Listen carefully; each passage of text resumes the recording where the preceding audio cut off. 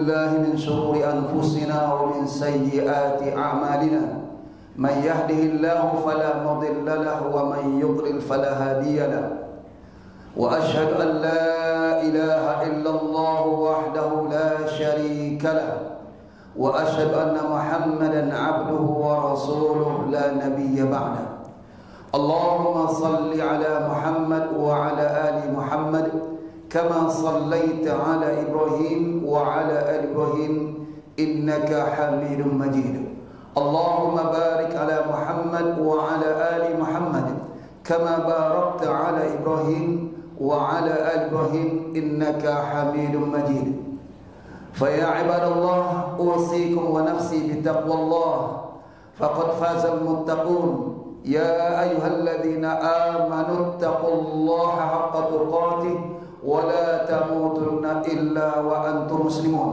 يا أيها الذين آمنوا اتقوا الله وقولوا قولا سديدا يصلح لكم أعمالكم ويغفر لكم ذنوبكم ومن يطع الله ورسوله فقد فاز فوزا عظيما أما بعد معاشر المسلمين sidang salat Jumat a'azzani Allah wa iyyakum jami'an.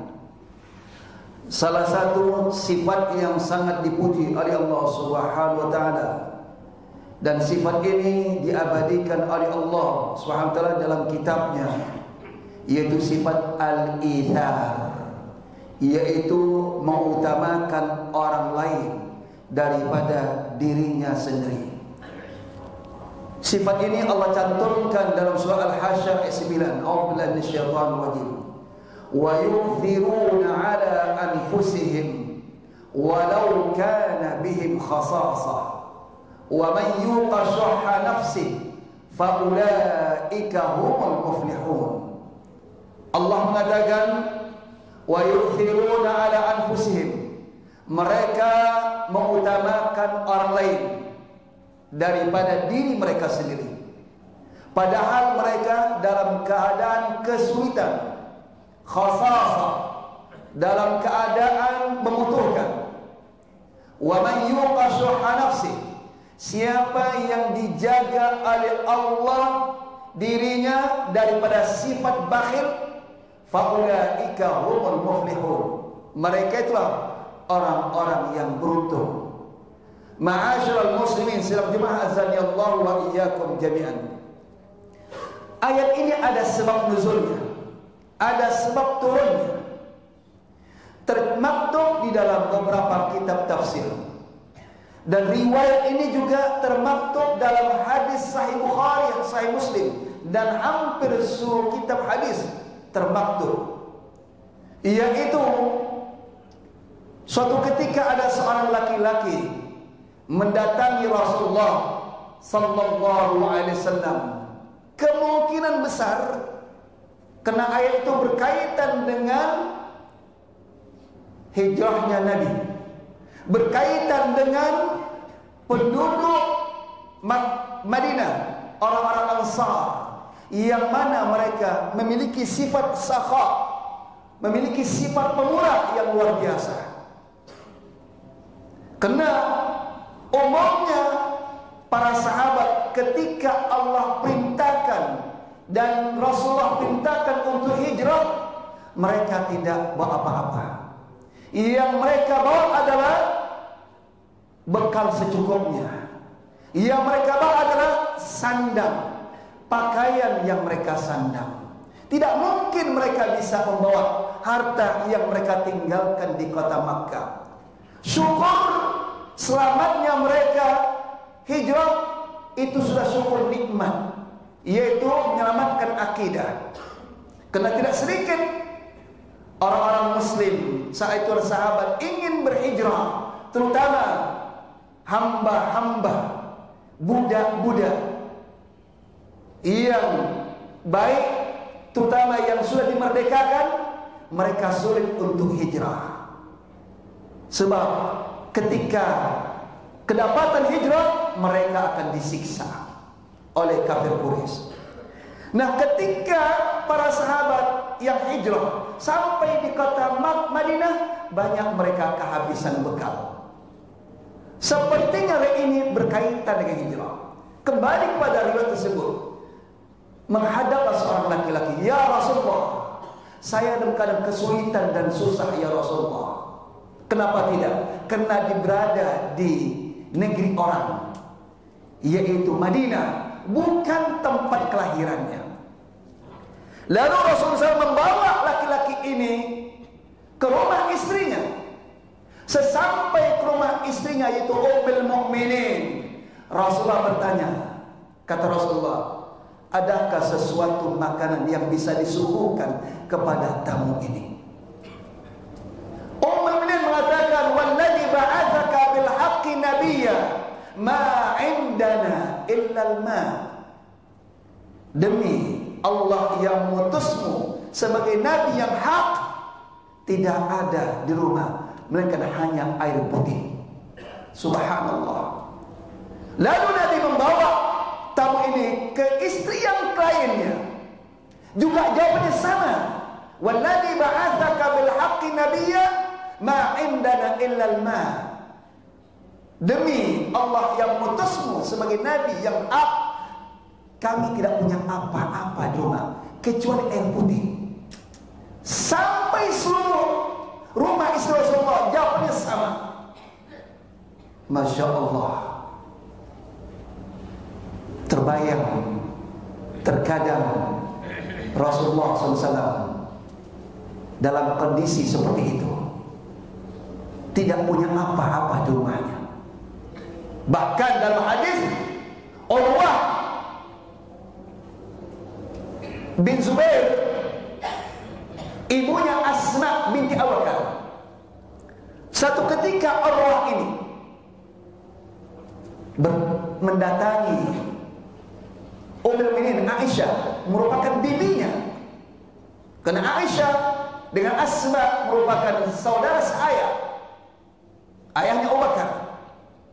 Lalu Aisyah radhiyallahu anha menceritakan kepada keponakannya Urwah tentang kondisi rumah tangga Rasulullah, bahwa mereka, yaitu para istri dan Nabi, pernah 3 bulan dapur tidak mengepul. Artinya mereka tidak masak. Lalu Allah bertanya, "Ya khalah, apa yang khalah makan? Apa yang Rasulullah makan selama 3 bulan?" Artinya Rasulullah tidak makan gandum, merupakan makanan pokok seperti kita di sini, yaitu nasi, beras. Tidak ada. Kalaupun ada, Rasulullah jarang memakai gandum yang bagus. Ibaratkan jarang Rasulullah memakan beras kualitas yang bagus. Itu kondisi. Dalam keadaan terkadang susah, sulit. Dan itu dialami Rasulullah. Selama 3 bulan Rasulullah tidak makan, tidak mengenyam gandum. Lalu apa aja Aisyah radhiyallahu anha ketika ditanya oleh keponakannya, "Apa yang bibi makan? Apa yang Rasulullah makan selama 3 bulan?" Aisyah mengatakan, "Aswadain, air putih dan kurma." Subhanallah. Itulah Rasulullah makan. Kita sebagai umatnya, alhamdulillah, tak pernah anak istri kita makan itu sekali dalam sehari. Bahkan terkadang lebih daripada 3 kali makan. Kita dulu juga demikian. Ketika kita masih kecil, jarang orang tua kita mengasih makan sehari dalam sehari. Paling tidak minimal 2 kali makan, siang dan malam, atau sarapan pagi dan siang, makanan pokok. Subhanallah, itu nikmat yang memberikan. Lihatlah bagaimana kondisi Nabi alaihissalatu wassalam. Kembali kepada hadis tadi, sang laki-laki ini, lalu karena tidak ada makanan yang bisa disuguhkan kepada sang laki-laki ini, lalu Rasulullah membawa sang laki-laki ini di hadapan para sahabat. Kata Rasulullah, "Man minkum yudayyif hadzal rajul?" Siapa di antara kalian yang bisa memberikan jamuan sebagai tamu bagi laki-laki ini? Langsung Abu Ubaid, langsung seorang sahabat itu Abu Talha Al-Ansari. Al-Ansari, penduduk asli kota Madinah, menunjuk tangan, "Ana ya Rasulullah." Saya ya Rasulullah. Lalu Rasulullah mempersilakan, bawa tamu ini ke rumah kamu. Dibawalah tamu ini. Sesampai di rumah, Abu Talha menemui istrinya. Adakah makanan yang bisa disuguhkan kepada dhaifur Rasul, tamu Rasulullah? Tamu Rasulullah. Apa kata sang istrinya? Tidak ada makanan di rumah untuk bisa disuguhkan, hanya tinggal makanan lesediaan untuk anak-anak kita. Itu yang ada. Subhanallah. Apa kata Abu Talha Al-Ansari? Kalau begitu, nanti ketika disuguhkan makanan itu, nanti kamu bangun dan padamkan lampu. Kena makan asya, makan malam. Padamkan lampu. Untuk apa?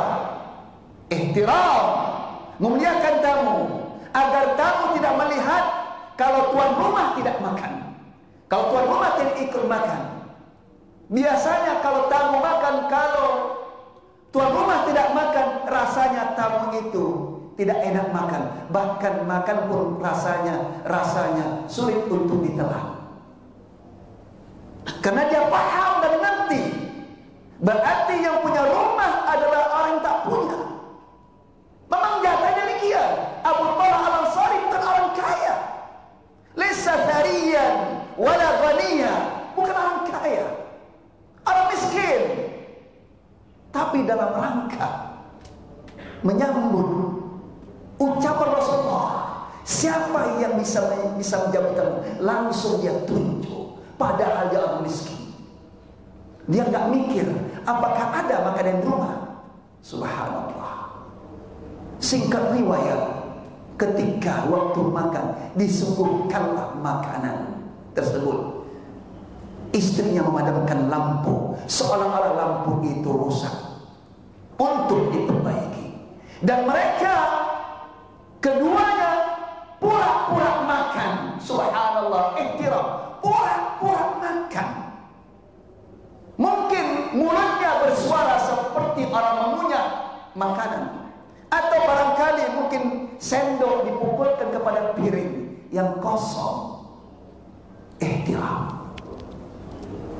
Keesok paginya, Abu Talha Al-Ansari menghadap Rasulullah sallallahu alaihi wasallam.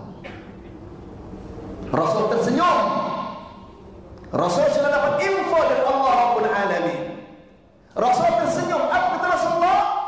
Laqad ajiba Allah min sani'ikima fi dhaifikuma al-lailah. Kata Rasulullah, Allah kagum terhadap perbuatan kalian berdua dalam melayani tamu di malam itu. Subhanallah, Allah kagum, Allah memuji, sehingga Allah abadikan perbuatan itu dalam Alkitabnya, Al-Quran, walaupun tak disebutkan namanya, pelakunya. Wa yu'thiruna ala anfusihim walau kana bihim khasasa. Kata Allah, mereka mengutamakan orang lain daripada diri mereka sendiri, padahal mereka dalam keadaan sangat membutuhkan. Maka itu sangat dibutuhkan oleh anaknya. Bagaimana agar anaknya tidak minta makan? Dalam yang tersebut dikatakan, Abu Talha menyuruh istrinya untuk menidurkan anaknya, sehingga anaknya tertidur, sehingga tak teringat untuk minta makan. Satu riwayat disuruh istrinya untuk anaknya bermain bersamanya, sehingga tak teringat untuk makan. Subhanallah. dalam rangka memuliakan tamu Rasulullah sallallahu alaihi wasallam. Abu Talha paham betul. Karena itu adalah tamu Rasulullah. Dia paham betul pahala yang besar. Makanya pahala sedekah yang terbesar adalah ketika memberikan sedekah itu sementara dia sangat membutuhkan. Itu pahala besar. Dia berikan pada lain sementara dia sangat membutuhkan. Ketika itulah Allah berikan ganjaran pahala yang berlipat ganda. Karena pahala sedekah ini tidak seperti sedekah-sedekah biasanya. Dan dia paham hakikat harta. Karena harta yang dimiliki oleh seorang adalah apa yang dia makan dan apa yang dia infakkan. Itulah harta dia sebenarnya. Sementara harta yang tidak dia makan atau belum dia makan atau tidak diinfakkan, itu bukan hartanya. Bisa jadi itu harta akan jatuh ke tangan orang. Bisa jadi harta itu hilang. Perhatikan salah satu sabda Nabi SAW. Ketika Rasulullah menyembelih seekor kambing, Rasulullah perintahkan untuk membagi-bagikan daging kambing kepada yang membutuhkan, fakir, fuqara, wal aitam, wal aramil, para janda. Dibagikanlah kami sebut. Lalu Aisyah radhiyallahu anha mengatakan kepada Rasulullah, "Ya Rasulullah, ma baqiya illa katifuha ya Rasulullah." Tidak ada tersisa kecuali hanya bagian pundak ya Rasulullah. Artinya bagian pundaknya belum disalurkan, masih ada di rumah. Itu yang tersisa, itu yang tertinggal. Rasul jawab, kata Rasulullah, kulluha baqiya illa katifaha. Semuanya masih tersisa, kata Rasulullah, kecuali bagian pundak. Artinya semua tersisa. Maksudnya apa? Yang sudah diinfakkan itu tertinggal, tersisa untuk kita, kata Rasulullah. Sementara yang ada di rumah, katifwa, itu bukanlah tersisa untuk kita, bukanlah tertinggal untuk kita. Artinya Rasulullah memberikan pengertian pada ulul ini hakikat harta, bahwa yang tertinggal harta itu bagi yang diinfakkan adalah apa yang diinfakkan dan apa yang telah dimakan. Sementara yang tidak atau belum dimakan atau diinfakkan itu bukan hartanya. Aku liqauli hadza wa astaghfirullah li wa lakum fastaghfiru innahu ghafurur rahim.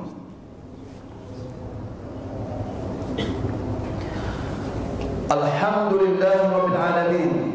Wassalatu wassalamu ala asyrafil anbiya'i wal mursalin wa ala alihi wa ashabihi ajma'in wa man tabi'ahum bi ihsanin ila yaumiddin. Amma ba'd. Ma'asyiral muslimin, azani Allah wa iyyakum jami'an.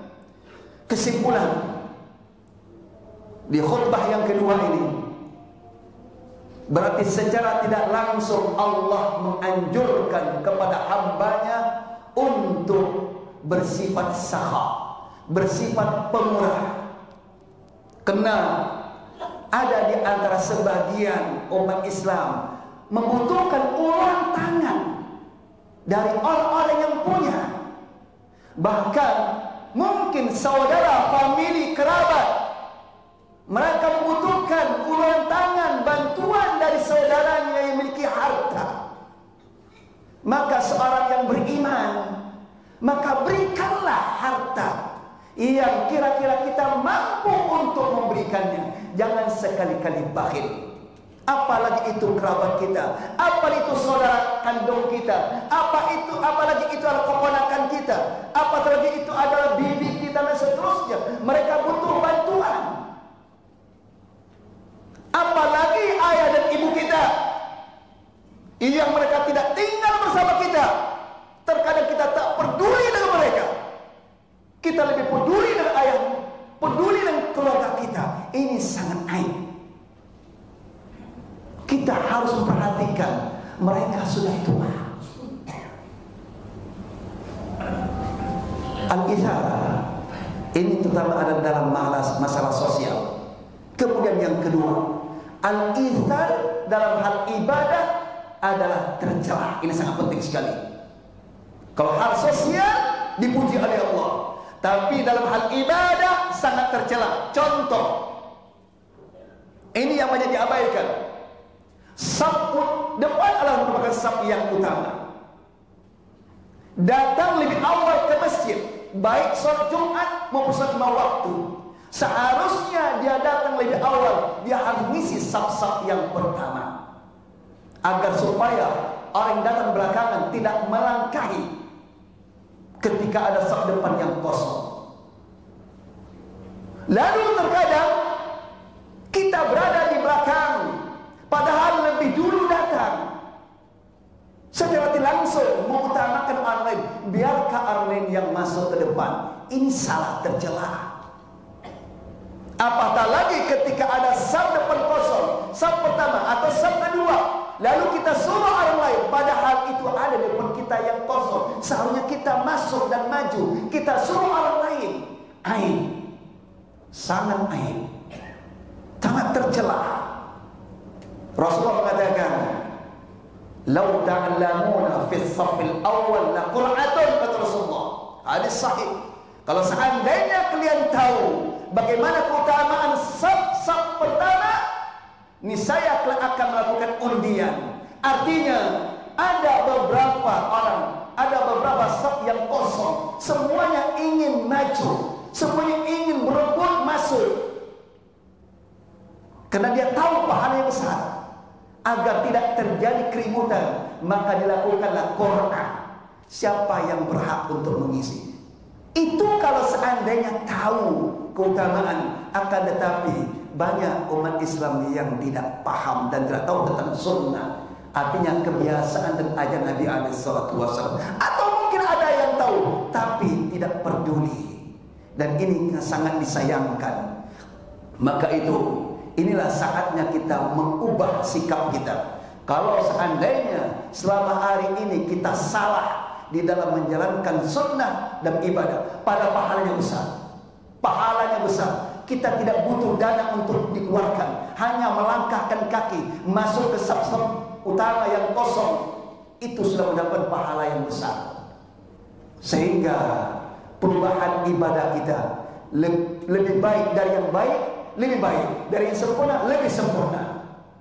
Inilah ajaran Nabi yang perlu kita amalkan. Walaupun sifatnya bukan wajib, tapi Rasulullah menganjurkan.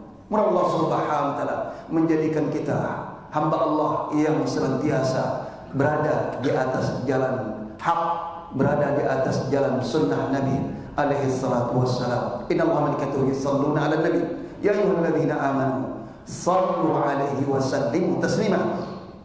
Allahumma salli ala Muhammad wa ala ali Muhammad kama sallaita ala Ibrahim wa ala ali Ibrahim innaka Hamidum Majid.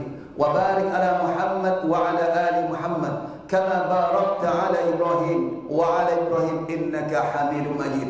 Warḍa Allahumma 'ala al-khulafa' ar-rasyidin Abi Bakr wa Umar wa Uthman wa Ali wa an baqiyati as-sahabati ajma'in برحمتك يا أرحم الراحمين. ربنا ظلمنا أنفسنا وإن لم تغفر لنا وترحمنا لنكونن من الخاسرين. اللهم اغفر للمؤمنين والمسلمين والمسلمات الأحياء منهم والأموات إنك سميع قريب مجيب الدعوات ويا قاضي الحاجات. اللهم اغفر لنا ذنوبنا وكفر عنا سيئاتنا وتوفنا مع الأبرار. اللهم اغفر لنا ذنوبنا ولوالدينا وارحمهم كما ربونا صغارا. اللهم أصلح ولاتنا ولاة المسلمين. اللهم أصلح شؤوننا شؤون المسلمين برحمتك يا أرحم الراحمين. ربنا هب لنا من أزواجنا وذرياتنا قرة أعين واجعلنا متقين إماما. اللهم انصر إخوان المسلمين في فلسطين وغزة. اللهم انصر إخوان المسلمين في فلسطين وغزة. اللهم انصرهم نصرا عزيزا. اللهم وحد صفوفهم. اللهم وحد كلمتهم برحمتك يا أرحم الراحمين. اللهم أهلك الكفرة والمشركين الصهيونيين واليهود في فلسطين وغزة. اللهم أهلكهم. اللهم شتت شملهم. اللهم فرق جماعاتهم. اللهم اجعل قلوبهم ضعيفة. Allahumma ja'al qulubahum khaufan minal mujahidin ya rabbal alamin. Rabbana atina fid dunya hasanah wa fil akhirati hasanah wa qina adzaban nar. Walhamdulillahi rabbil alamin. Aqimis shalah. Allahu akbar, Allahu akbar. Asyhadu an la ilaha illallah wa asyhadu anna Muhammadar Rasulullah. Hayya 'alas shalah, hayya 'alal falah. Qad qamatis shalah, qad qamatis shalah. Allahu akbar, Allahu akbar. La ilaha illallah. La ilaha illallah. Istawu wastaqimu tarasu suddul khalal. Luruskan saf dan rapatkan penutup saf pertama baru saf berikutnya. Dimohon yang ada di teras jika dalamnya masih kosong diharapkan masuk. Penuhkan saf yang ada di dalam. Istawu wastaqim.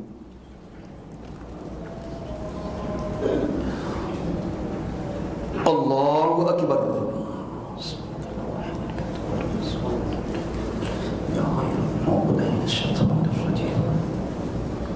Bismillahirrahmanirrahim. Alhamdulillahi rabbil alamin. Ar-Rahmanir Rahim. Maliki yaumiddin. Iyyaka na'budu wa iyyaka nasta'in. Ihdinas siratal mustaqim. Siratal ladzina an'amta 'alaihim ghairil maghdubi 'alaihim waladdallin. Amin. Inna lil muttaqina mafaza hadaiqa wa a'naba wa kawa'ib atraba wa ka'san dihaqa la yasma'una fiha lagwan wala kidhaba jazaa'an min rabbika 'ata'an hisaba. Rabbis samawati wal ardi wa ma bainahuma ar-rahman la yamlikuna minhu khitaba. Yawma yaqumu ar-ruhu wal malaikatu saffan la yatakallamuna illa man adhina lahu ar-rahman wa qala sawaba. Dhalikal yawmul haqq faman sha'a ittakhadha ila rabbih ma'aba. Inna anzarnakum 'adzaban qariba yawma yanzurul mar'u ma qaddamat yadahu wa yaqulul kafiru ya laytani kuntu turaba. Allahu akbar.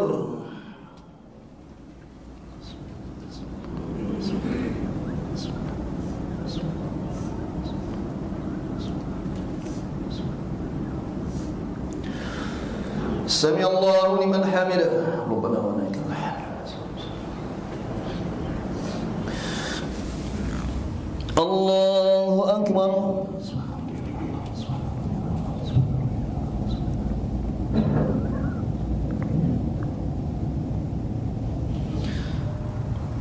Allahu akbar.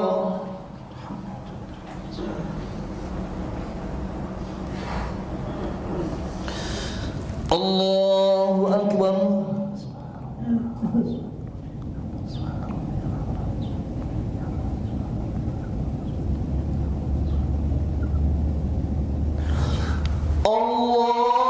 Allahu akbar.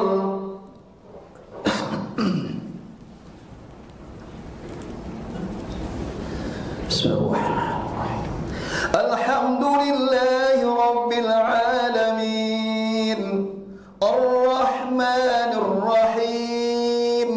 Maliki yaumiddin.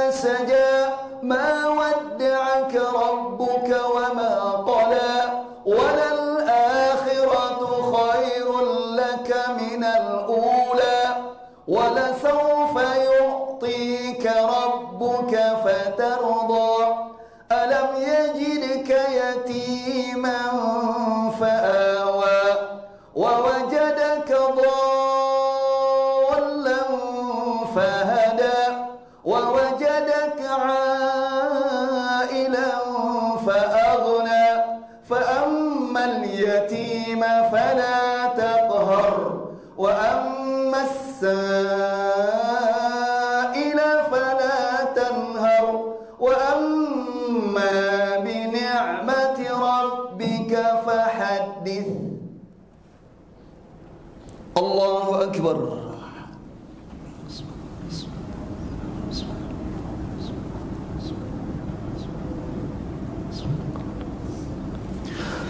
سمع الله لمن حمده.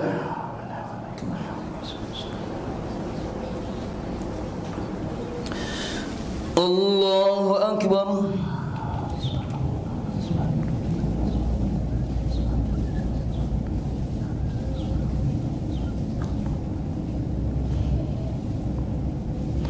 الله أكبر.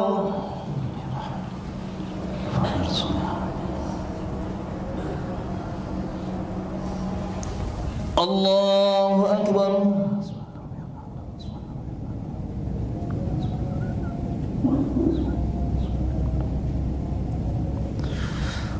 الله أكبر. تحيات الله. السلام عليكم أيها النبي ورحمة الله وبركاته. وبعد الله الصالحين أشهد لا إله إلا الله وأشهد أن محمدا رسول الله. اللهم صل على محمد صليت على إبراهيم كما باركت على إبراهيم إنك حميد مجيد. اللهم على ذكرك السلام عليك اللهم إنا نعوذ بك من القبر وعذاب النار.